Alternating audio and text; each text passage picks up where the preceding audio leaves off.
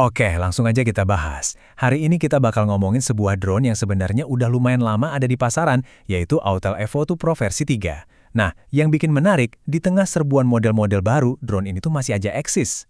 Ini kan jadi satu pertanyaan besar ya, yang bakal kita kupas tuntas di sini. Jadi, ini dia pertanyaan utamanya. Dengan seabrek pilihan baru yang terus bermunculan, apa Evo 2 Pro V3 ini masih jadi pilihan yang oke? Nah, tujuan kita hari ini adalah buat tentuin apakah drone ini masih jadi jagoan di kelasnya atau ya udah jadi kenangan masa lalu aja. Untuk menjawab itu semua, kita bakal lihat relevansinya sekarang. Kita bedah fitur-fitur andalannya, kita timbang plus minusnya, terus kita adu langsung sama saingan terberatnya, dan di akhir kita kasih kesimpulan akhirnya. Gini, kalau ada drone yang bisa bertahan lama di pasaran, itu biasanya karena dia punya sesuatu yang spesial, punya keunggulan unik. Dan jangan salah, meskipun udah lama, bukan berarti teknologinya ketinggalan zaman. Update softwarenya terus jalan kok, jadi performa dan pengalaman pakainya juga terus ditingkatkan. Oke, sekarang kita bedah jeruannya, kita lihat spesifikasinya di atas kertas. Jujur aja, speknya ini masih sangar banget loh, dan ini yang jadi dasar kenapa performanya solid. Yuk, kita lihat angka-angkanya. Pertama, dan ini gila sih, resolusi video 6K. Ini udah kualitas kelas profesional, lebih dari cukup buat ya 99% kerjaan pro di luar sana. Artinya apa? Detailnya dapat banget, dan kalian jadi lebih leluasa pas ngedit, mau di crop atau di zoom, kualitasnya nggak bakal anjlok. Selanjutnya, waktu terbang. Klaimnya sih 40 menit. Impresif banget. Tentu, di dunia nyata, kena angin dikit mungkin dapatnya sekitar 34-36 menit.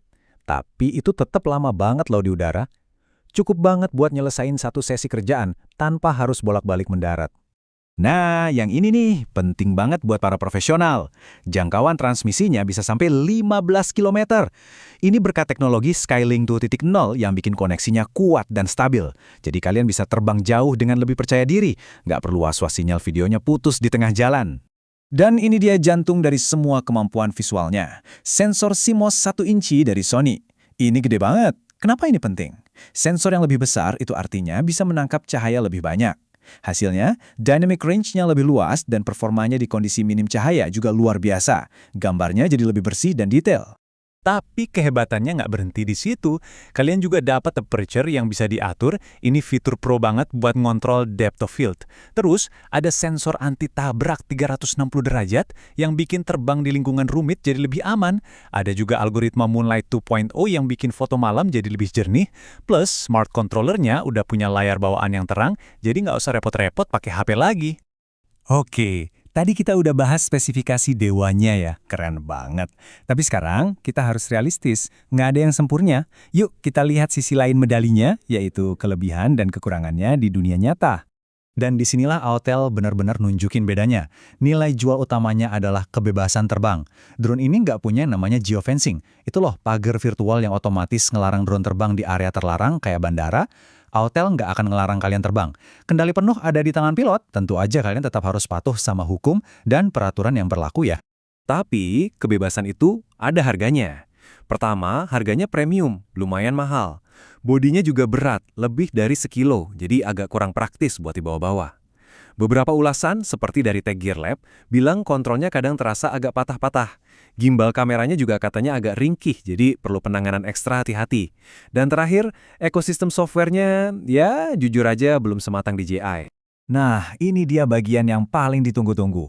Adu tanding. Kita bakal bandingin langsung Autel ini sama sang raja pasar, DJI Mavic 3 Pro. Ini perbandingan yang paling sering jadi pertimbangan orang-orang di segmen ini.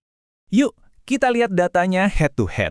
Soal kamera, DJI emang jelas unggul dengan sistem kamera Hasselblad-nya yang punya sensor lebih besar. Tapi jangan salah, Autel nggak kalah soal performa terbang. Bahkan ketahanan anginnya jauh lebih jago, level 8 lawan level 6 punya DJI.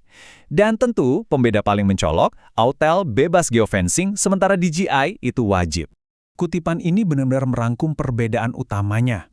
Ini menegaskan bahwa buat sebagian pilot profesional, misalnya yang kerja di bidang survei, pemetaan, atau bidang lain, kemampuan buat terbang tanpa batasan itu jauh lebih penting, bahkan lebih penting dari sekedar punya kamera yang paling canggih.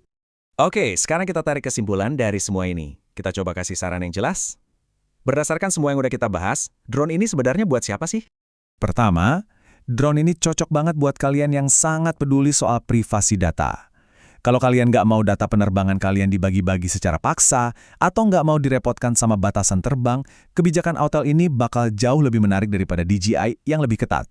Selain itu, untuk para profesional di bidang survei dan pemetaan, drone ini jadi pilihan utama. Kenapa? Karena nggak ada geofencing dan akses API-nya lebih baik. Akses API ini gampangnya memungkinkan software lain buat ngobrol langsung sama drone untuk tugas-tugas otomatis. Ini penting banget buat misi pemetaan di lokasi yang mungkin diblokir sama drone lain. Tapi, kita harus jelas juga ya, drone ini bukan buat semua orang. Harganya yang tinggi, bobotnya yang lebih berat, dan fitur-fitur profesionalnya bikin ini jadi pilihan yang kurang pas buat pilot pemula atau yang anggarannya terbatas. Masih banyak pilihan lain di luar sana yang lebih terjangkau dan lebih cocok buat mulai. Pada akhirnya, pilihan kembali ke pertanyaan ini. Apa yang lebih kalian hargai? Kebebasan mutlak untuk terbang di mana saja dan kapan saja, meskipun harus menerima teknologi yang sedikit lebih tua? Atau kalian lebih menginginkan sistem kamera tercanggih dan bersedia menerima batasan-batasan yang menyertainya? Jawaban kalian itulah yang akan menentukan apakah Autel EVO2 Pro V3 ini masih layak untuk kalian di tahun 2026.